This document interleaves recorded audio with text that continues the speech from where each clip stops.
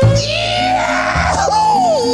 I'm riding in here on my little pony to tell you about a new album from them idiots at William Street Records. It's called Dethklok. It comes in regular and in super. And you morons, you better go get it, because if you don't, I'll get you. Blow your brains out with the devil's music.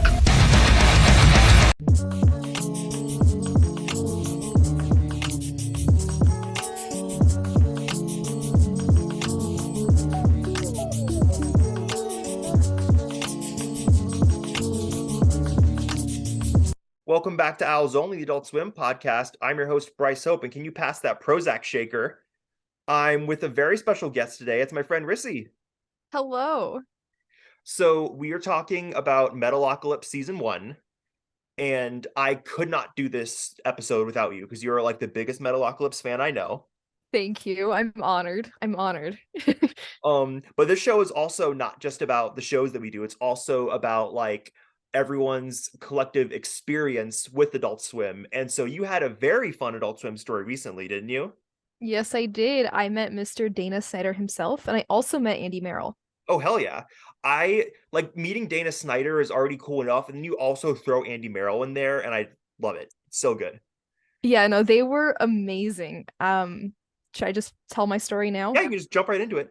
All right. So basically I went to Animate Columbus, which is a convention that happened, I think, like June 9th through 11th.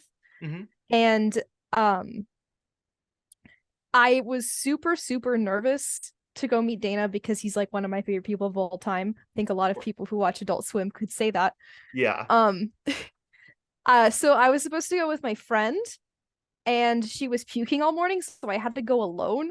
Mm-hmm. And like I'm already a super nervous person when I like go in public and stuff, and like I paced around that convention center for maybe like 30 minutes just trying to hype myself up to go say hi. That was me at New York Comic Con. Like, yeah, it's so nerve-wracking. Mm-hmm. But I just kind of kept repeating to myself, like, I'm so brave. I'm like, I will regret it if I don't go and say hi. Mm-hmm. So I went up to Andy's table first because I thought that was a whole lot more manageable. Yeah. And I had tweeted at him the night before. I was like, I had made him an Oglethorpe parlor bead charm, and I had tweeted they're great, but I had tweeted a picture of it to him, and he replied, and he's like, can't wait to see you tomorrow. And I walk up to him and I'm like, hey, I have your gift that I showed you on Twitter. And he's like, I remember seeing this. And he asked me my name, and I was like, Rissi. And he said, Rissi, yeah, that's right. Like, he looked at my Twitter and he like knew who I was and like remembered my name and all that. And I was like, oh my God, that's so sweet. So sweet. He's such a sweet person. I love him. And he asked me to pick out a photo to sign, and he started signing it to me.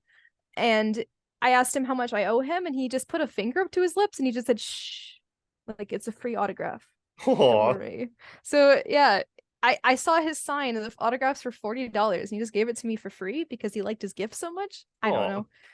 But I that was such a nice interaction. He's such a nice person. He had like a ukulele with him, and he was just playing it at his table like the entire time. Yeah. Just a whole bunch of songs and stuff. Was he doing like the Brack voice? He had a Brack puppet with him. Yeah, I've seen him do a lot of videos with the Brack puppet, because like he can just like, because Brack's character is just him just like riffing, so he can just like break into it at any point. That's amazing. I have like never seen the Brack show. I don't know that much about Brack. Mm-hmm. Sorry everybody who just had like a pain in their heart when I said that. But yeah, he's really, really cool. I really definitely want to start checking out Brack show because of him, because he's such a great person. Brack is either loved or hated. I think a lot of people either love Brack or they just like hate him and are glad that he's just buried. But yeah. I've seen a few clips. It's really funny. Yeah, Brack's cute. I love Brack. Yeah. So Dana Snyder's table was right next to him. So I went ahead and hopped in line over there, and like it was maybe like 1 p.m., like 1:10 when I hopped in there, and like I took photos with Dana, and the timestamps in those photos were 2:38 p.m. and there was maybe like 6 people in front of me. Yeah. So like Dana Snyder really takes the time to like talk to everybody in his line and really gets to know you. Yeah. And like that's always such a green flag with like celebrities and actors and stuff, because like it's so much more of a meaningful experience rather than just sign the picture then go. For sure. And it's always really, really refreshing to see stuff like that. Yeah. Um, so it's so sorry. It was my birthday weekend, sort of. So like my birthday weekend was like 2 weekends before that, but like I had a whole bunch of stuff happening and I couldn't celebrate it with my mom and like anybody really, and it was really sad for me. So this con was like my birthday celebration, and I was wearing a birthday crown that said it's my birthday. Oh. Themed with the colors of Frylock. My entire outfit was Aqua Teen themed, actually. Love that. And so his handler, I feel like I know handler is like the proper term for like but it makes him sound like he's like a zoo animal. Yeah, I say handler. Dana Snyder, the zoo animal, yeah. But his handler told him that it was my birthday, and he gasped like super loudly and started singing happy birthday immediately, so loudly that like artists from like at the opposite end of the convention hall told me later that they could hear it happening. Like this man was, I mean, like he's known to scream, he's really good at projecting, but this man was projecting his happy birthday song. I can't imagine getting the birthday song sung to you by Dana Snyder. That's such an experience. It really was. I just kind of stood there with like a big smile on my face, just like trying not to like freak out. So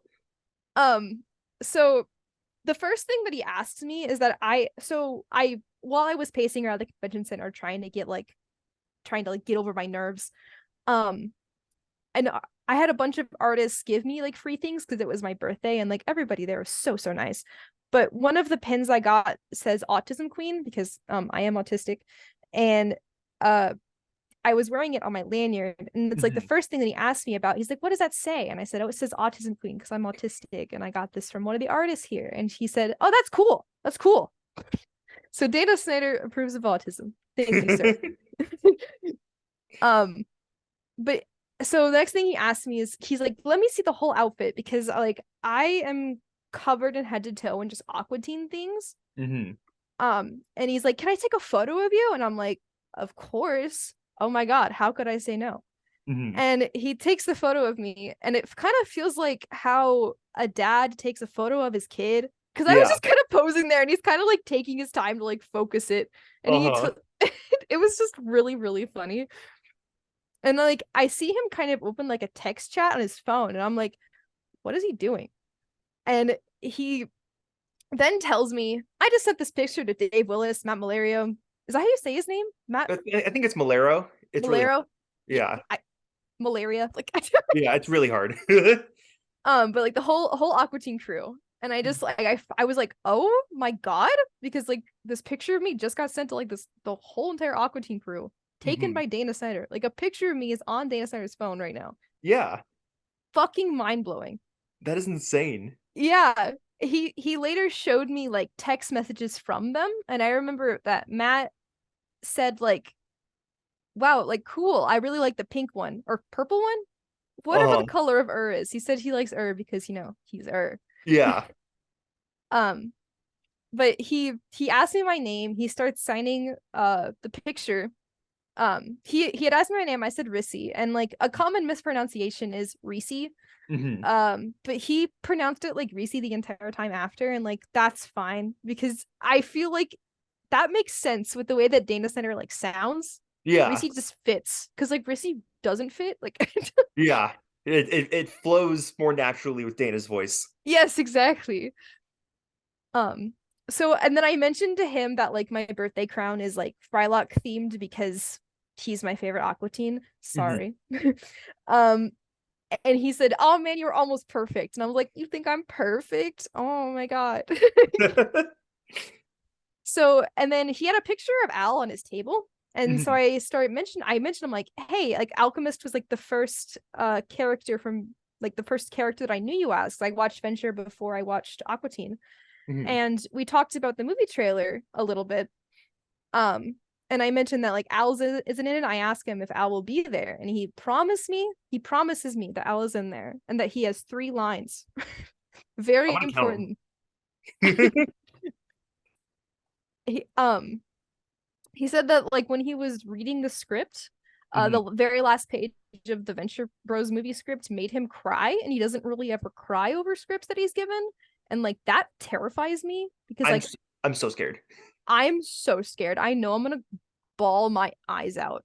Uh-huh. Um, That's like an actual reason why, because I'm assuming it's going to drop at midnight on July 21st. I'm not having friends over to watch that with me when it first drops because I need to watch it first so I can just like I can feel everything I'm gonna feel the first time, you know? right, yeah, that's kind of how I feel about it too. I kind of want like my first watch by myself, but like I will be on vacation with friends, so I Uh-huh. have to watch them with them, but they're also Venture fans, so we're all gonna be like holding each other like as we cry. I'm Yeah. certain. Oh, I'm so excited. It's gonna be so good. Um, so he writes on the picture like Master Shake loves you, and he writes hearts all over it, and then he Mhm. writes Frylock stinks. Um, Classic. yes. And then so we go take our picture, and he says, "Give me your hand, sweetheart." And like so I give him my hand, and this sounds like weird. I don't want this to sound weird. I promise I'm not trying to sound weird, but he held my hand in like the most gentle, like soft way possible. And Mhm. like it was just so nice. That man just radiates kindness. Yeah, I love that. Despite him playing like all of these asshole characters, he's like one of the nicest people I think I've ever met. I love that. That's so awesome. Yeah. Like it's so Um awesome to hear that he's just like that nice in person. Like I oh always love hearing things like that. he's amazing. Like I can't say like good enough things about him. Yeah. So like we take our photo, and he like screams in the middle of it. Like he just Hmm. like jump scare me, and he's like, "Hope I didn't scare you there." It's so funny. Oh my Um God. So then I hand him my gift that I made him, which is like I made him perler charms of like the Hmm. main three aqua teens, and then Ignignot and Hmm. and he puts the shake one, and he puts the Moonanites on display on his table, so like the rest of the cons saw like all of that Oh. because he was like liked them so much. Uh. Um and then like I made him candy as well, like of each like with each character, like 5 candy, 5 perlers. Yeah. Um and he took the Frylock candy out of the bag, and he's like, "Oh, okay, back in the bag where he belongs." And he put him back in the bag. Oh my God. Oh, and then I kind of just go on my merry way. And then Hmm. like I kind of have to like go sit down and like calm down from that experience because Oh, I for was sure. just so, oh my God, that was like Yeah, for so sure. magical. He's such a nice person. I know I've said that like 10 times at this point, but he really is. Yeah. I, That is almost kind of like when we met, like when Alex and I met Bill Oakley and Josh Weinstein, because it was just such like they were so nice. They loved because we had a bootleg VHS tape of Mission Hill with like all the music added back in, and they thought it was the coolest shit in the world, and they were like super excited to sign it because like everyone got one item, so I had them sign my season 8 Simpsons DVD, and Alex had them sign like his sign our like VHS, and they loved it so much. Like it's such a fun experience meeting like people who make shows that you love, and they're actually like really really nice, you know? yeah, for sure. It's like I kind of get scared whenever I meet people because I'm like, what if they're assholes? But Yeah, I don't think I've ever had like a bad experience. This yeah, is like with like Adult Swim people too. It's like I feel like a lot of them are very down to earth and nice, and it's just really nice. It's for a nice sure. thing to see. That's why I like Adult Swim stuff because I feel like it's significantly less. I mean, obviously the bigger shows are more like kind of like Hollywoodish, but it's like it's so like down to earth, and so much of Adult Swim, especially early Adult Swim, really does feel like it's being made in like your backyard, you know? Right. Yeah. It's like a very like homey feel. Like it's a very, Yes. yeah, like you said, down to earth. Especially for me because I live in like Virginia, and so Virginia is like, I mean, Virginia and Atlanta are still like pretty far apart, but it's still that kind of like that part, that like upper east part of the South, you know? It Yeah. feel like it hits so close to home for me, all a lot of the aesthetic of like the early Adult Swim stuff, Oh, for and sure. I just love it. I love it so much. That's why I do this podcast. Um, I have one more thing to mention I forgot to mention. Andy Merrill had sang me a birthday song on his ukulele. aw, That's very sweet. I love that. I love Andy Merrill. I want to get him on this show to do the Brack show whenever I ever do that. Because Yes, oh my god. I feel like he might do it. I feel like he might do the Brack show because he just loves Brack so much. He But does. um, so we are talking about, like I said, we're talking about Metalocalypse season 1. So what is your experience with Metalocalypse? Like, how did you get into this show? Like, how did your like love of it develop over time? That kind of stuff. So I first got into it in maybe October of 2020, like late October 2020. I was going through some very stressful things at the time, and I Mhm. had a friend who kept showing me all of this stuff from Metalocalypse because she was watching it at the time. Yeah. And she just kept talking about it. And I'm like, fine, I guess I'll give it a try. And I ended up falling like deeply in love with it from like then on out. Hmm. And I from like for like the entirety of November 2020 was just like my entire life was just Metalocalypse. Yeah. And then it kind of just became like a back burner show for me where like, oh yeah, I still like that, but I don't like it like that crazy. Like I didn't have like a crazy love for it. Yeah. And then I had a friend that I was talking to about it in like November of 2022. Hmm. And like I think like November like first, like literally like the first day of November. So like almost like Hmm. 2 years after I Yeah. had first watched it. Hmm. We were talking about it and I was like, man, I kind of missed the show. I kind of want to rewatch it. And Yeah. then I rewatched it and then it literally consumed my life. Yeah. And like I have been so deeply hyperfixated on it since then. Hmm. Like it's it's one of my passions in life. How is so you actually you got on the Metalocalypse train at the exact right time, like October 2020, because like 6 months later is when they announced the movie's coming out. Yeah. It I was so sure for so long. I was like, oh yeah, there's never gonna be any more Metalocalypse. Like I was so like there it was just I reference this all the time on this podcast, but like that Futurama scene of Leela going like this is by a wide margin the least likely thing that has ever happened. Like that's how I feel with like the Metalocalypse movie because I was so sure it was done like forever. Even earlier in 2020 they had a bump like during the summer making fun of Metalocalypse fans for wanting more because that was when the fucking Zack Snyder Justice League came out, and Adult Swim had a bump saying like, the Zack Snyder Justice League proves that if you annoy corporations enough, you'll get what you want. And then it shows a picture of Nathan looking sad, and it's like sometimes.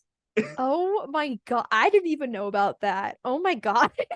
Oh my god, there was this dude in the summer of 2020. He's like this man is like Dethklok's strongest soldier. He was in the replies because the whole thing with this show is that obviously it gets canceled and the it becomes like a huge thing with the fans. But this Mhm. guy, as late as like summer 2020, was in the replies of every single Adult Swim post, every single like every single tweet, just like saying they need to cancel whatever they're promoting and put on Metalocalypse instead. His profile picture was Charles Oftenson with like the without the glasses, and he had like the wispy hair in that one episode, like you could see through me or something. Like he was truly, I think his name was like Dethklok CFO or something. He was truly Dethklok's strongest soldier. That is so funny. I resonate with him. I get him. But so I got into the show because like 2013 I was getting into just like all kinds of Adult Swim shows. Like my favorite was Aqua Teen. I was really getting into Venture Brothers at this time. And that Christmas 2013, my mom bought me just like a shitload of DVDs. Like I feel like that is one of the big moments that kickstarts like my massive DVD collection. And one of the things she buys me is called Adult Swim in a Box, and it's like a gift set. And it's a gift set that there's a DVD of pilots on it that it's only available through that like Adult Swim in a Box set. So the pilot DVD is kind of rare. So it's the only new thing in it. And besides it, there's Space Ghost Volume 3, Sea Lab Volume 2, Moral Oral Volume 1, Robot Chicken Season 2, and Metalocalypse Season 1. So like I'm just watching all this stuff because I'm like Adult Swim in a Box. These are all the Aqua Teen Volume 2 is in there too. So like Adult Swim in a Box. These are all these Adult Swim shows. I'm gonna put all these into my brain. And so I watched all of Metalocalypse. I pretty much watched the rest of it immediately after that. Um I loved it. It was a great show, but I do think that this show was not a huge hit with younger me, and I think it is because of like the gore and how truly dark this show is. Oh, Um, for sure. Yeah. like I think that even though like, I mean it's like Aqua Teen and Venture Brothers, which were like my two biggest ones at the time, they're not really like that different. But I do think this one didn't hit quite as different for me as the other two for a while. But then I really started getting into the Doomstar Requiem, and I started listening to that soundtrack, and I I feel like it might be my favorite album like ever, the Doomstar Requiem. That's a Um, very, very valid, good take. Yes. I could I could recite that whole thing like front to back. Me too. Like yeah, if I was in a road trip with somebody and I could sing them like the entire Doomstar Requiem. Like it is so encoded into my fucking brain. But yeah, I love Doomstar. I think it's one of the best things the network has ever made. It's so good. Like there's truly nothing else like it on the It's network. That's true. There's nothing else like this show too, because this show obviously, I mean, if you're listening to this you know what it is, but so it's kind of about, it's such a ridiculous premise too. I feel like this has like one of the most ridiculous like premises of an Adult Swim show, and that's a network known for ridiculous premises, but they take it so completely seriously that like you fully believe it. Because the premise obviously, is anyone who listening to this will know, is that it's about like a metal band that's like the seventh largest economic power in the world, and they control like the force of like culture in the world, and they control like, like they basically they control the world, but they're also just like the biggest fucking idiots. Um, Yes. So, and go ahead. sorry, I want to tune in here. Brendan actually pitched the show as like, imagine if the Kardashians were a metal band. And Oh, I it's love so that. true. Well, there's another one. Isn't he one of the other like pitch lines was like if a band was like 100 times bigger than the Beatles? Yes, I think so. Like something like that. But so it is kind of like, I do one thing I do really love about this show is that they really hit a good mix of, the band is like stupid, but they're the number one band in the world for a reason, and they're really good at what they do, and I really like that, because I feel like it'd be so easy to make it be like, oh no, they just suck, like they just suck at their music, but they don't. They're really really good, and they're really competent at music. It's just that's the only thing they're competent at. Yeah. So Um, like so each episode always has a song in it, and that's something that Brendan Small actually really tried to like strive for, is he tried to write an episode, like a song an episode. mhm. And like all of the songs that you hear throughout the series is the demo versions of the songs, because Oh, they really? have like, yeah, so they have like, Death Album 1 through 3, and Mhm. like they'll have like the studio like polished versions on those albums, but in the show it's always going to be the demo version of it. Oh, interesting. Um, so I kind of noticed in this season that the band I correct me if I'm wrong, I feel like the band is a lot stupider here than they will be later on. Like, Yes. especially the first episode when they don't know what a grocery store is. And then just Yes. like they I feel like they know what a grocery store is, like in later episodes. Yeah. Although I do love that sequence, like the grocery store sequence. I think that's such a good, because I feel like the show starts a little like not abrasive, but it just starts like you don't really understand it yet until you get to the grocery store scene. And I think that first grocery store scene is like, oh, you get it. Like that's where the show clicks for me. I think when I first watched the show, is like the grocery store scene. There's something I think about all the time in that scene when they're like going, it's like Skwisgaar and Toki are going down the aisle, and like I think Skwisgaar just puts like pads in Toki's like art, is just calling him like a girl, and then Toki just goes, you lady Skwisgaar, and he immediately just goes, no, I'm not, and he has like changed. The cut is so fucking funny. I think about it, like I feel like I think about that at least like once a day. Just like the cut of that, like when it just like he does it so quickly and so loudly, and they just immediately cut to like the next scene. Like that entire scene with them in the grocery store is edited so fucking well. It's so funny. Like you immediately get everything about like booze ain't food. Like, oh, you get everything about the show in that one Yeah. scene. Even Each though they are like scene a bit stupider. each scene that like each character focus, like each character, you know, in the grocery store. It's really defining for like each of them, and you do get like a taste of like what each of them are like, even though like you said, they're really stupider here, and they aren't like as developed like as they do later on. Yeah. Because you know it's season 1. But even like in this, like you said, the grocery scene, really defining of everybody. That scene with Toki and Squiscar is kind of like that's like basically their entire relationship is just summarized in that little scene right there. Yeah. Because we get a lot of that this season too, because like of Squiscar just like taunting Toki and stuff like that.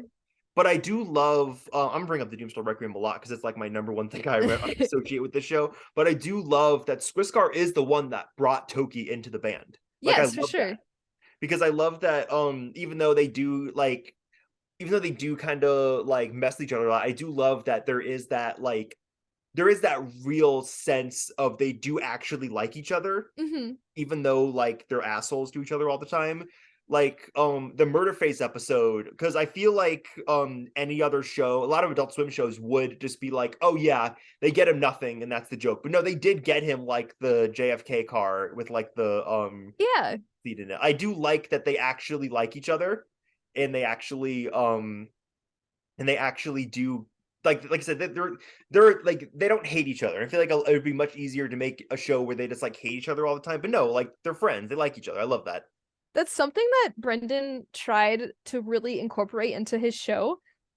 He really likes the like humanity of like cartoons and like how these characters can feel very human and have very like human relationships with each other. You see that a lot in home movies. Yes. But yeah, he said that he really tried to make it like these guys aren't just like stupid and they hate each other and it's just blah blah blah whatever. Like they do care about each other and they do have like a very intertwined codependent relationship with one another.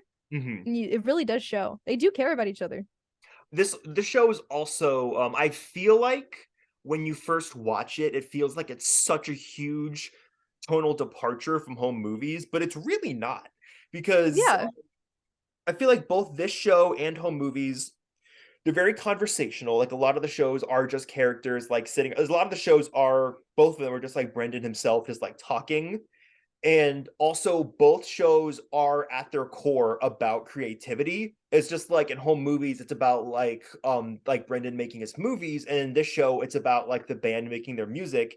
And like the stuff that surrounds those two things are obviously vastly different. Like home movies is just kind of like a Bob's Burgers type show. And then Metalocalypse is huge, insane epic with all this like, you know, death and destruction and like fate of the like world and stuff. And but I do think that like those two core elements of just like, oh yeah, it's very conversational and it's about creativity. I feel like those elements in both those shows are the same. And I feel like once you understand that, it does not feel like a huge tonal departure at all. Like it does feel like a good evolution from one show to the other. Yeah, and like you said, it's just like Brendan like talking to himself. It really is, because Brendan voices Nathan, Squiscar, and Pickles. He am I making this up, or does he also voice like Murderface and Toki in the Doomstar Requiem? In the Doomstar Requiem, yes, because Tommy Blaka, I think that's how you say that, Blaka.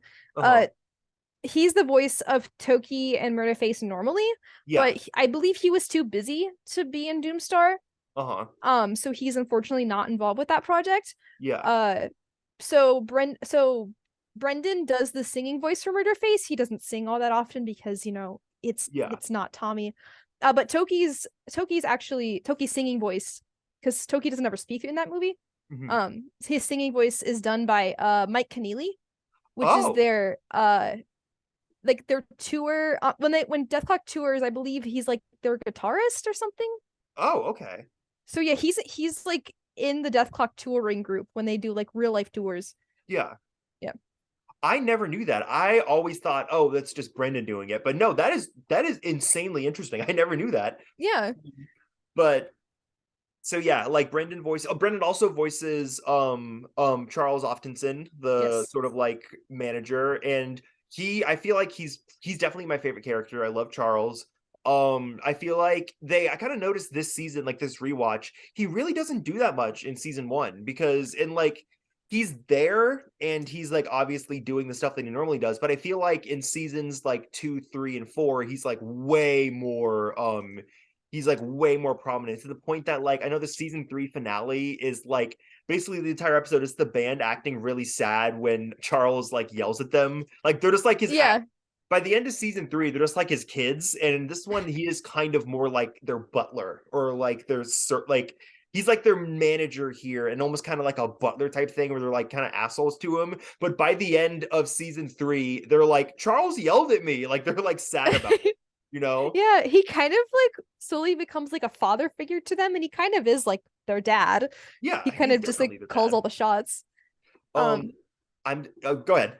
Oh, I was just gonna say that like I think one of the reasons why he became so much more of like a prominent to them is, sorry, spoilers for Metalocalypse season 2. It doesn't matter. No one's listening to this has not seen Okay. all Metalocalypse. Okay. Charles dies, Yeah, quote unquote, and then he comes back. And I think that really opens up to like the boys really open up to him, and they like become a lot more attached to him because they felt like what it feels like to like lose him. yeah. I love that. I love that entire like death scene of Charles. I think because like I was still because back then I would literally put on like any Adult Swim DVD and watch all of it. I watched like 3 seasons of Robot Chicken, and you know what I mean? Like I would Mhm. just watch anything. And so I was watching Metalocalypse. I wasn't really, well, it's also this like 14-year-old me, so like it doesn't matter what my taste is. I wasn't really feeling it, but I remember that scene, especially when Charles dies. I'm like, oh, I like that's when I really like, I love this show. Like that scene is so crazy. Also, so Zoom does time limit, so I'm gonna end this meeting and restart it. Okay. All Okay. right. Okay, we're back. Because I'm doing this through Zoom because this podcast is held together by duct tape. But so yeah, I remember like that scene especially like really hit hard for me because I was like, oh wait, I love Charles. There's a lot of theories that Charles might die in the movie. I hope not because I love him. Um, So I there's I've had that theory about Charles dying, but so Brendan released Galacticon 1 and 2 as like solo albums, like solo projects. oh, I can talk about Galacticon. But Galacticon 2, he said to think of it like it's like Death album 4. Yeah, And in that album, Murderface like dies or something. Like it's like weirdly implied that Murderface dies in that album story. So I have a deep fear that Murderface is gonna die in this movie. mhm. I think that I know exactly what you're talking about. It's the song Exodus on, I think it's like, because there's a playlist on Spotify that's just, oh, it's in vinyl order, which is like the Metalocalypse order essentially. Mm-hmm. I This is insane because I'll just drive around and I'll visualize the movie in my head while I like drive around like listening to this like song. Listen to the whole album. But Exodus to me is like it seems like they drown Murderface to get like Salacia out of him, but then they like he comes back to life, and then the band is like fully like together and ready to fuck up Salacia. Like the first 6 songs are really clear, and the last couple ones are more vague to me. Mm-hmm. But yeah, I fucking love Galacticon 2. I think I don't listen. I haven't listened to it quite as much as I listened to Doomstar, but like those first 6 tracks on Galacticon 2, like that whole plot, like the whole Murderface possession plot that's in those first 6 tracks, I listen to it all the time. It's so fucking good. Like it's unbelievable how good like Brendan is at this fucking at all this. It's so good. He's a But meta human, I swear. he really is. Like I'm also something I really noticed about Brendan is that like he hasn't made any TV since Metalocalypse ended. Like I feel like a lot of other creators would have just like, okay, this is over, I'll make a new show. But he's so like I feel like I wonder if like after he finishes like this movie, if he's gonna like move on to a new thing, you know? Yeah, I think he just moved on to making music, which like Yeah, that's fine. It's what he's really good at. yeah. I think he's great at making cartoons, but I do think that like I feel like I get the gist that music is really like his passion.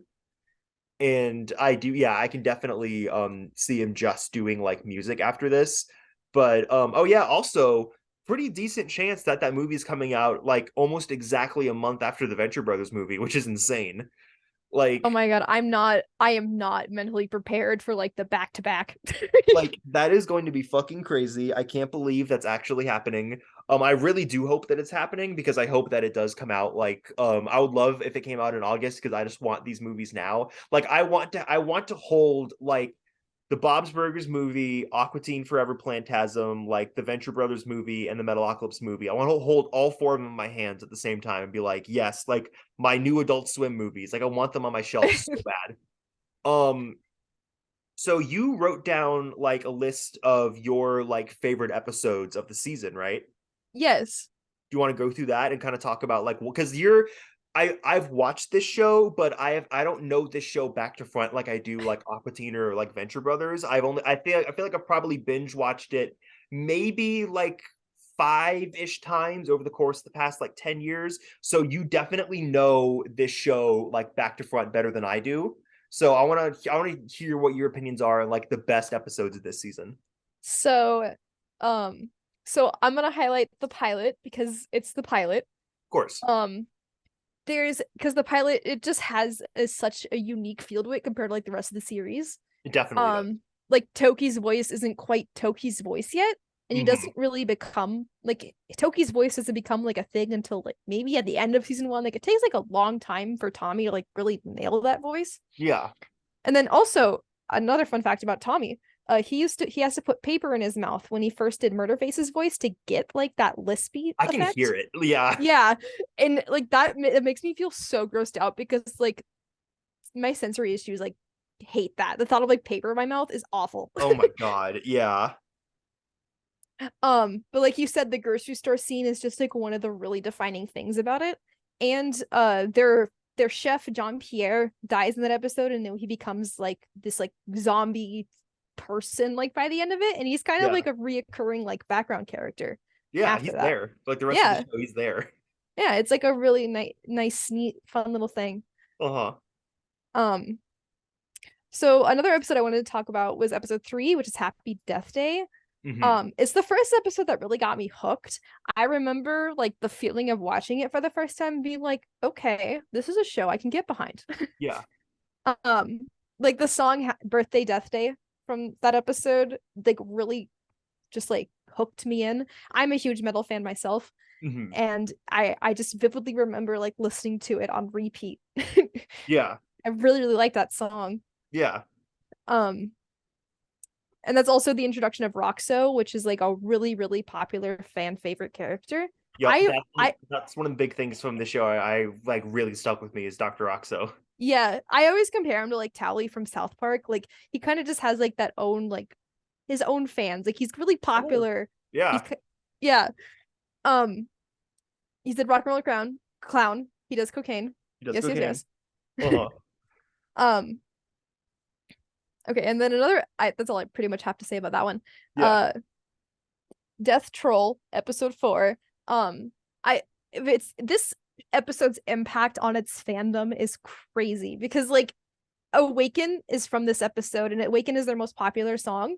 It has like ever? it has like 39 million streams on Spotify or something. Holy shit. And I'm pretty sure like it was like I don't know how true this is, but I think I read this somewhere, but it was like the first like Adult Swim song to like chart #1 on like iTunes or something. Oh, for sure. For sure. I don't quote me on that, but I'm pretty sure that's true. Yeah. But it's the introduction of like Awaken. It's the introduction of like the death phones that are so iconic throughout the series. Oh yeah. I see fans of the show reference Mustakrakis, which is like the troll. I see them reference that all the time. It's just this episode really has like a grip on Dethklok fans, like casual or not. Yeah, for sure. Oh, and then the next one I wanted to talk about was Death Fam, which is episode 6. It's where we get to meet all their families, and we do see their families appear quite a few times throughout the series. Yeah. I feel like once again with like that grocery scene like being defining of each person, how you see their parents act and like interact with their sons like also define them as a person. One thing I noticed about that episode is that Nathan's dad seems like way more like pissed off at him. And I feel like, because one of the most iconic bits in this show to me, it's like a TikTok sound now, Yeah. is you're all without fathers. There's right. I'm not. Fucking love my dad. It cuts to them like fucking go-karting. Yeah. Yeah, it's such an iconic bit. I think it's so funny. But I've noticed that like they haven't figured that part out quite yet, and so he is like in that montage of them just like screaming at the end. Yeah. But, yeah. Yeah, definitely. Because like their names are Rose and Oscar Explosion. I didn't but know yeah, that. like yeah, they're just a very loving to Nathan, and then Pickle's parents are very like hard on him, and his brother Seth is very annoying and also hard on him. Another bit that sticks in my head from the show a lot, because they have the 24/7 Metalocalypse stream on the Adult Swim app. Mm-hmm. And I'll just put it on sometimes. And I feel like every single time I put it on, it's the episode from season 4 where Pickles like quits the band to make his mom happy. And just like the soundbite of Charles being like, Pickles, show your mother to go fuck herself is like in my head all the time. Like it's I think so like, funny. It's one of my favorite bits from the show. But yeah, go ahead. I was just saying, like, that's I know like the episode where he becomes like a realtor. Yes. Oh my god, it's so funny. So good. But like Servetta, which is Skoskar's mom, she's like Miss Sweet and she's very promiscuous, like her son. Stella and Thunderbolt Murderface's grandparents. I do want to drop the little fun fact here that in an AMA that Brandon did once, he vaguely inferred that Murderface's grandpa is a Native American. I don't know. That fact really sticks to me because it's just never elaborated upon. I just have the AMA to quote that from. Like he just like dropped that. I feel like that's super interesting because that shows how like a creator's mind works, where like that's part, because like that's probably part of Murderface's character to Brendan, but like nobody would know that except for him, and he just like drops that, Right, yeah. Because there's actually you saying that is very true, because there's another thing that he said in the AMA, that like Toki's mattress that like in like the Mort house is made from the same stuffing from like childhood stuffed animals he had when he was a child. Huh. And like that always like blows my mind. Because like the fact he thinks about that is super interesting. Yeah, he cares a lot about these characters. Yeah. There's actually another thing I want to say is when he's writing like the guitar parts and like bass parts and like all of this for the Death albums, he thinks like, how would Skwiskar write this? How would Toki write this? How would Murderface write this? He tries to think in how they would write it, so it seems way more real. Yeah. And like personal to like their character. For sure. And like that just means like the world to me, that like at least he cares about them as much as I do. Yeah. No, I love that. What other episodes are on here? A dog just came down. Hi, Gus. So there's Snakes and Barrels, which is episode 7. Which is the introduction of Pickles' old hair band when he first like got his start in music. It really iconic. Snakes and Barrels Pickles is like really popular in the fandom. I see a lot of people draw him. I see a lot of people cosplay him. Oh yeah, for sure. Like that's a huge cosplay thing, is Snakes and Barrels Pickles. Oh, it's such a glorious design. I love it. And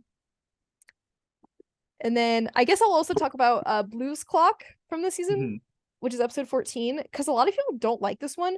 I've seen on like different like Reddit threads and all this stuff of like, what's your least favorite episode? A lot of people say Blues Clock. Really? Yeah, I'm like indifferent to the episode. I think it's okay. It's not like one of my favorites, and I don't really hate it either. Yeah. Yeah, that's all I really want to say about that one. I noticed in Blues Clock, the guy who teaches them like blues, he's the same voice that Brendan does for Swifty in the Venture Brothers. Yeah, it is. Yeah, which I noticed this time, is that it's like it's literally just the Swifty voice. And then there's also Girlfriend Clock, which is my favorite episode of season 1, episode 18. I love Girlfriend Clock. Great. Girlfriend Clock is amazing. Nathan going on his little date with his girlfriend, and it changes him, and it's just so funny the way that like the guys react to it. So Uh-huh. funny. I always confuse that with there's another episode where he gets a girlfriend and the band is just like annoyingly nice to her, right? Yeah, it's called Clock Block. That's actually my favorite episode. I remember that so much because I just remember like I might watch that after we do this. I might watch that episode because I just remember the bits from that, like of them just being so aggressively nice to her. I remember just so fucking funny. Yeah, because they're all jealous of Nathan getting like this attention, and then they're like, "But we want attention too. We want to get in on the fun." And they're It's all just being like so friendly to all the ladies he brings back home, and they keep such, like stealing Nathan's girlfriends. it's such a good episode. That's one of the half hour ones, right? That's in season 3. That isn't two. It's only 11 Oh, minutes. really? Mhm. I could have sworn that was one of like the half hour ones. I wish it was. We deserve I to know, have like right? a 22-minute version of it. But yeah, so another thing, so is that like all the episodes? Um, there's something I wanted to mention earlier that I'm gonna mention this now while I have the chance to. So you said like Brendan is like really passionate about music, that's his passion. Yeah. And it really shows because so all of the like hand animation where like Squiscar's playing the guitar, Toki's playing the guitar, bass, all that kind of stuff. It's actually Brendan records himself playing the actual instrument, Mhm. and the animation is correct. Like how they're playing it is how you would actually play it in real life. They do that on 12 Ounce Mouse. There's like a scene where the little chinchilla guy does like a drum solo for like 4 minutes. And so it's actually two drum solos stitched together, which is why he's playing it with like both his hands, like with little hands, and he's also got a drumstick like that he's like operating with his tail, and they match it up perfectly to how it would actually look. It's the same thing they do in Metalocalypse. They do that in 12 Ounce Mouse a lot, which I think is really like interesting. It's Um, it's always like really really nice to see something like that put so much care into like making your music on TV like look like it's accurate. this show is also a huge part of something that I love about Adult Swim, which is that they really do care about like the show. This show is one of the many shows that has great music on Adult Swim because Oh, yes. I think that like oh also do you know about the show's origins of Perfect Hair Forever? Because that's like a super obscure thing. No, I don't. So Perfect Hair Forever is like an anime parody made by like the William Street guys, like the Aqua Teen guys and everything. And the fourth episode, second or I think it's the second episode, they because this Perfect Hair is one of those shows that does different opening each episode. Adult Swim Hallmark, they do with a lot of their shows. And the second episode of Perfect Hair Forever is like the opening is something called like Beware the Wolf, and it's just like this really stupid like bullshit. But they have Brendan like he makes this whole song and it sounds like a cross between like something Duane would play on home movies and like a Dethklok song. Oh, interesting. And I gotta check this out. and so it's just like Beware the Wolf, but apparently they like the the William Street guys like that it's my dog here. This is Gus. The William Street guys liked that so much that they wanted to make a show, and that's how Metalocalypse like got started. Oh, I actually did not know that. It's like it's probably just a nerd for dumb Perfect Hair Forever shit, even though the show is like done better in Game Setter. But so that's like a huge so that's like Perfect Hair Forever has different openings. They have like MF Doom all over that show. Like Venture Brothers obviously has like the best soundtrack in TV history. This show has all its metal. Like you have the like amazing songs on like the Foolie Cooley and Cowboy Bebop soundtracks. Like all the Aqua Teen guys and 12 Ounce Mouse guys are super into like guitar. Like Mhm. some of the commentaries on the Aqua Teen DVDs are just the guys playing like their guitar and not talking. I um love that. there's a story actually told on another podcast um about 12 Ounce Mouse where during the production Matt Malero would have like his electric guitar, and during meetings like to approve like props and stuff he would not say yes or no. He would just do like a positive guitar solo or like a negative guitar solo, That is incredible. I love that. which is fucking insane. But yeah, I had a lot of the same favorite episodes you did. I love Girlfriend Clock. I love the one that really gets deep into rock. So which one is that? Like when he actually starts hanging out with It's Toki and called stuff. Death Clown, I think. Yeah, that one's really good. I love Murderface going, "Hey, that's my driving gun." I think that's the fun like one of the funniest lines. Um I love Girlfriend Clock so much. I also think it's a great episode. I think it's kind of like about that episode is that like you kind of know people that are like in relationships like that. Yeah. Oh, for sure. Like it's like a genuinely kind of common thing, which is really funny. Oh, Yeah. I also love. Go ahead. Especially the scene where they're all like torturing Nathan to get him to get out of the relationship. It's Uh-huh. so funny. I love when he's like, it's not like regular hate, it's so much more black. Like he just hates her so much. I also love in that episode that all the council members are like, I volunteer to go to the American Pornography Awards. Like I volunteer. it's so funny because like they all do it, and it like they don't point it out as like a joke, but like because like it's not said in the cadence of like a joke, and it's not like timed like a joke. It's just like you have to pick up on it, and it's so fucking funny. Something I Speaking of, also oh, go ahead. speaking of the council, there is like there's a fun fact I want to say about it. So you know how Mark Hamill is the voice of the guy who always introduced like the professional of the episode, Yeah, and how like the professionals are always like this like key smash like you can't understand like what name is this type thing. yeah, Brendan like literally just runs his hands across the keyboard when he's making those names because he uh-huh. thinks it's really funny to try to make Mark Hamill say these ridiculous like unpronounceable names. Yeah, to try to get Mark Hamill to just like say all this nonsense. Yeah.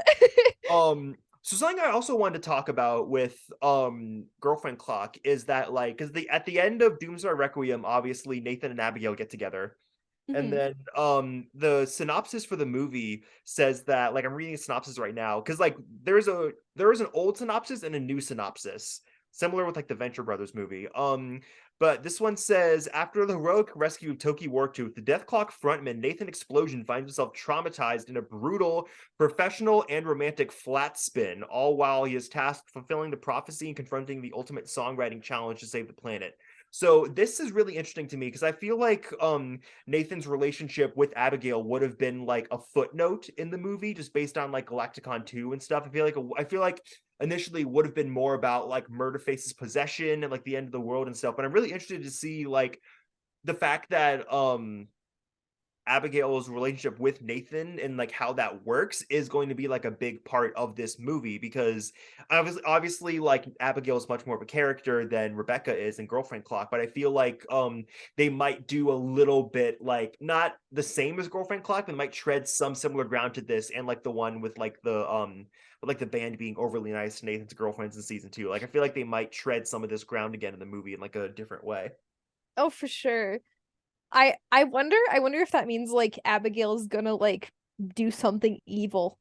I don't think so. I feel like Abigail is mostly trustworthy. That's true. I like Abigail. I think she's a I good. I also think she's great. I What? I How do wish you oh go ahead? I was just say I kind of wish that she was like more than just like a romantic interest I because was I just feel like about to say. yeah, it's definitely that's something like that happens in a lot of like animated shows, Mhm. even just shows in general. But like I don't like to think of her like as that, and I kind of have like my own like headcanons and stuff of Abigail because she didn't get like a whole lot of screen time. She didn't. Yeah. How do you feel about the way the show writes women? Because I mean, it's not like I don't think it's overwhelmingly negative, but also it's like they're not they're not in the show a lot, and a lot of times it's not like the greatest depiction. Which even though Girlfriend Clock is an amazing episode, it does kind of lean into that. Where like Rebecca has like no positive qualities. Oh, for sure. Um, it's also like the fact that there's like no women and like the women that we do have are often like crazy or they're just like meant for like romantic interest, Yeah. which sucks. But Yes. like I I don't think like a women representation is not something we necessarily need in like Metalocalypse. Like it Yeah. would be great. It would be great. It'd be great if like Abigail was like developed outside of just being a romantic interest. Yeah. But like I don't know, it's a song about it's like sorry, it's a show about like these dumb metal boys. Like Yeah. I think it would make sense that the only women that you do see is like romantic interests or just like Because one-off characters. it's kind of like from their point of view too. Yeah, exactly. I kind of think that's another thing about the Venture Brothers. Like Sheila is kind of like one of the only female characters. Which I am another reason I'm very excited for the Venture Brothers movie is because like this is the finale and we're introducing two major female characters. They're gonna be like part of this huge series finale is very like male dominated show. So I'm very interested to see like what that's like for the Venture Brothers movie with like like the woman Mantilla or Mantia, like the woman who's like the head of like this arch thing, and then also like Bobby Saint Simone is gonna be our Jane Lynch. I've noticed ever since they announced Bobby Saint Simone in the Venture Brothers movie that like she shows up in like every other animated show. Like she does so much fucking voice work, it's insane. That's amazing. But see, I'm looking over my notes. I do love Girlfriend Clock so much. I love the finale. I think the finale with like they kill the church guy and he says like the Metalocalypse has begun, and then like you see the shots of the intro is them like standing around his corpse. Yeah. It's crazy. It's such a great finale. I do think it's probably the weakest finale out of all the show's finale, like season finales, just because it's the season 1. Because like season 2 blows me the fuck away. I think the Galaxy from season 3 finale where they played like that song in Israel and Palestine. No, it's Syria and something. I don't know. It's like that. The song they played in that scene, the Galaxy, is like probably my favorite like non-Doomstar Dethklok song. And then also the season 4 finale is just so good, and also Doomstar Requiem, which is kind of like the other season 4 finale, is so good. So this is probably my least favorite finale just by default, but it's also so good. And I also want to talk about how insane the Adult Swim lineup is around this time, because this show airs from like August to December 2006, and it's 20 episodes. Something that fucking unheard of nowadays. Like no show gets 20 episodes on Adult Swim. Like the last show that did that was like Mike Tyson Mysteries in like the mid to late 2010s. But so the show like airs 20 episodes straight through, and it's airing alongside like some of like the best, like most defining television in the world for me. It's airing alongside like season 2 of Venture Brothers, like season 2 of Moral Oral, season 2 of 12 Ounce Mouse, like season 1 or 2 of Squidbillies. I don't like Squidbillies that much, but season 1 and 2 of Squidbillies, like season 4 of Aqua Teen, and also other stuff like Robot Chicken, Tom Goes to the Mayor. Like I'm pretty sure Family Guy was background then, so it's airing alongside like season 4 of Family Guy. Like it's just like Adult Swim, because there's like a lot of great videos that show like just promos for like a certain night of Adult Swim during like season 1 of Metalocalypse airing, and Adult Swim is airing like also season 1 of Frisky Dingo. I don't know if I said that or not. Frisky Dingo is like one of my favorite shows. But like season 1 of Metalocalypse is airing alongside like 8 other new things in like the same night, and like half of those are like some of my favorite TV in the world, you know? Right. Like I was born in the wrong generation. Yeah, like I feel like because I am also, there's a lot of like Adult Swim like boomers, I think, that are like, oh, Adult Swim stopped being good after this and this. I am not that, because I feel like I love every single iteration of Adult Swim, and I love every single generation of Adult Swim. But I feel like this specific time period, like summer to fall 2006, is so definitive in setting up what the network is going to be for the next like 20 years. Because even now, like they're making 5 new Aqua Teen episodes, and like later this summer they're releasing a Metalocalypse and Venture Brothers movie. Like the stuff they're doing back then there's still more of it coming out like today, you know? Yeah. It's just, I love this show. I think this conversation has helped me like appreciate the show a lot more. I feel like the show is something that gets better every time I rewatch it, you know? Oh, for sure. Season 3 is my favorite season. I don't know. I think like the 22-minute timestamp, like the time instead of like the 11-minute, works so much better. Brendan disagrees with me. He hates the 22-minute. He says he would never go back to it, but like I love season 3. I've probably seen that every single episode in season 3 so many times. Such a masterpiece. I know a lot of fans don't like that season, but I love it. I love that each band member gets an episode that season that gets really deep into them too, which I really love. Yes. I love that first episode. There's so much in season 3 that I fucking love. I love that first episode with the like them not having Charles around. I love the finale when they're just like Charles is like kids.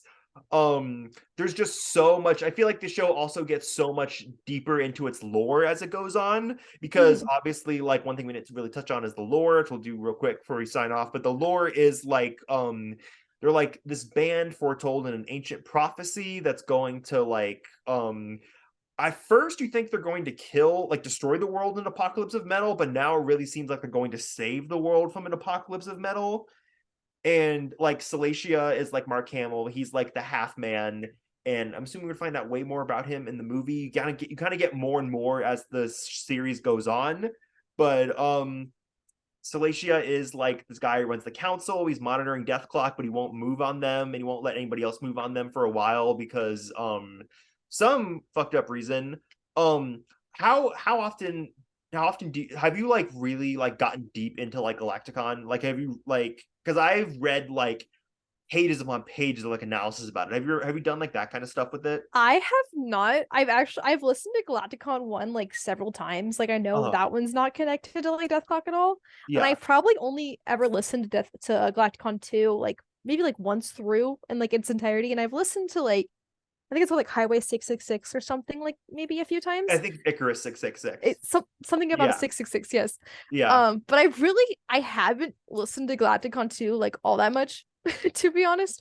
There's because I feel like the song, the big one that has like the most clear plot stuff is called Exodus. It's the one when they drown Murderface. But when it starts coming together, it really starts coming together. Like they're talking about like, because I feel like they're talking about in the song like Murderface being possessed by Salacia, and one of the characters, I think it's Pickles, based on how like it sounds, says you gotta believe me, it should have taken the man in green. He wanted it to be his end, but it drowned the beast out. And that to me sounds like Salacia possessed Crozier, and Crozier like tried to drown himself to like just kill himself, but it ended up like getting Salacia out of him. And I feel like that's going to be a scene we see in the movie. Like I could do this whole podcast on Galacticon 2 just because of how obsessed I am with it. But we're getting another one of those like 10-minute warning things from Zoom, this fucking horrible app. Do you have anything else you want to say about Metalocalypse season 1 before we kind of wrap this up? I do. It's not specifically about season 1, but it's more about Dethklok as the band themselves. Yeah. So I don't know, a lot of people might not know this, but Dethklok does do tours, and they do live shows. They've done a few different tours actually. And when they're like, you're thinking like, oh my god, it's a virtual band, how the hell do they do like performances? So they have like just a big screen like behind them. It's Brendan on stage like on a microphone doing guitar and all this stuff. Yeah. And then like band members and stuff, but they're all like in shadow. Like it's all supposed to be like they're not there on stage, and you're supposed to be focusing on what's happening in the background because like you're at a Dethklok show, you're not at a Brendan Small show. Yeah. And then they're doing like their first tour since 2014 this coming fall, called Baby Clock, where they're touring with Baby Metal. I have VIP tickets to go to that. I'm gonna meet Brendan, very right? excited. Yes, I am going to meet Brendan. That's awesome. My brain's gonna explode, I know it will. Oh yeah, I just wanted to talk about their live stuff. There's so much you could get into with this show. You could get into like the music. I think for the promo at the top of this episode, because like I watched like 10 minutes worth of Metalocalypse promos on YouTube before we signed on, and almost all of them have no dialogue. And so, which is good, but I want to get something with like more dialogue heavy, because that's what my promos normally are for the top of this episode. So I think I'm going to get like the one for Death Album 1, because that is mostly just season 1 songs, right? Yes, it's all season 1 songs on there. Cool. I have Death Album 1. I only have it on I don't have the deluxe, I have the regular, but I do have the deluxe of Death Album 2 and 3. And yeah, I don't have the Doomstar. I only have the Doomstar CD from like the Australia set, but that doesn't really like actually play in anything, so I don't think. But yeah, so that's Metalocalypse season 1. I'll probably have you on to talk about like the other 3 seasons and the movie when that comes out, because it's so easy to just talk about this show. Like there's so much. Like I feel like we talked for like an hour and a half, and I feel like we barely scratched the surface. Yeah. Oh, for sure. Like I don't know how I'm gonna do the Venture Brothers on this show, because but yeah, so that's Metalocalypse season 1. You can follow the podcast on Twitter at owlsonlypod. You can follow our Instagram at Adult Swim Merch Archive. I post like a bunch of this Adult Swim shit that I get. I don't really have too much Metalocalypse merch because a lot of it's really expensive, but it's kind of like the DVDs and CDs. But maybe I'll get more for the movie. Maybe more will come out. Who knows? Do you want to plug anything or no? Yes. So my Twitter is at sorry I'm Rissi. Sorry, I'm RISSI. My Instagram is the same if you want to follow me there as well. And unlike Bryce, I have a bunch of Metalocalypse stuff, and I sometimes consider like making an Instagram just dedicated to the amount of shit that I have, because I have spent so much money. I might I've actually thought about outsourcing posts to like my friends and stuff, because I know like one of my friends has like an insane amount of As Seen on Adult Swim stuff that I don't have. So I may start like, because like my the way that I spend money is not sustainable, and I'm gonna have to move out eventually and not buy as much Adult Swim shit. And so when I do that, I may start like outsourcing posts to like friends, just so it can, because like right now it's more of like this is my Adult Swim merch archive, but I feel like in the future I may pivot to it being like a general Adult Swim merch archive. So like things that I don't have that like other people will send me pictures of, you know? Yeah. So maybe we get more Metalocalypse stuff through there on that. I have like 10 t-shirts. I love that. That's so awesome. But yeah, so that's it. I don't know what I'm doing next week on the show. I feel like there's my tentative plan is to do I'm tentatively, I don't know if it's gonna happen, recording Eric Andre season 1 and Teenage Euthanasia season 1 with Alex, and then we are doing a double feature of Batman Mask of the Phantasm, the first and best animated Batman movie, and then Tommy Wiseau's The Room, because we're both are going to be in theaters like back to back. And so we're seeing those, and then we're going to talk about both of them on the same episode of the podcast. So that's going to be really fun. So that's kind of like what the next month or so the podcast is going to look like. Obviously, I'm going to have to talk about the Venture Brothers movie, and I feel like I'll probably have you back on for that one because I don't know anybody else who could talk about Venture Brothers as like for as long as I can besides you. I feel like every single time we have a conversation in like DMs, it always pivots back to Venture. Yes, always because like that's just what every if there were no societal or social rules, that's what every conversation with me would just pivot around back to. It would just pivot around back to the Venture Brothers. Like my friends get so annoyed with me when I'm watching TV because I'm just like, this is just the Venture Brothers, because like all TV is just the Venture, like The Boys, Invincible, like it's all just the Venture Brothers, you know? Yeah. What We Do in the Shadows is just the Venture Brothers, but for horror. Like it's just so much of TV is just the Venture Brothers. But yes, that's the episode. See ya.